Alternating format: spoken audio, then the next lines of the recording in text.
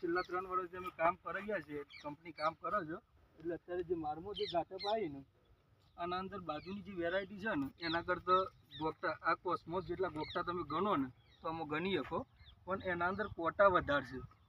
આ જે ગોગટું છે એના ઉપર કોટાની સંખ્યા કોસ્મોસમાં વધારે છે, એટલે તમને માર આખી ફીટોફીટ લાગે.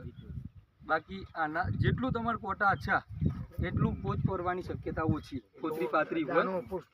હા, આમાં પોચ ઓછી પડે, આમાં ફોતરી તમારે ઓછી નીકળે. જ્યારે તમે થ્રેસિંગ કરો, એક બાજુ સાગર ગોલ્ડની મારો ઉતારી હોય, એક બાજુ આની ઉતારી હોય, ગોલ્ડની આખી ટોલું પડીને ઉતારી હોય, આની અડધું ટોલું હોય ને તો છેલ્લે બોડી પડો એટલે આ એના બરોબર આવીને ઊભી જાય. પહેલાં આમાં ફોતરી વધારે નીકળે, આમાં ફોતરી બહુ ના નીકળે. એટલે આ વેરાયટી તમારે મજામાં. જય માતાજી બાપા.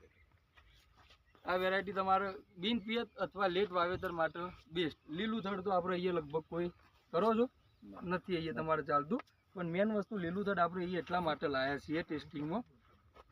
ડિસેમ્બર જાન્યુઆરી મહિનામાં જ્યારે તમારો સુકારો આવતો હોય અને આખું ખેતર સુકારાથી જતું રહેતું હોય તો આમાં તમને એક વસ્તુ ખ્યાલ આવી જાય કે આ વેરાયટીમાં સુકારો લાગતો નથી. ડિસેમ્બર મહિનો એક ગયો, જાન્યુઆરી મહિનો એક ગયો. હા, એ લીલું થડ છે, બરાબર.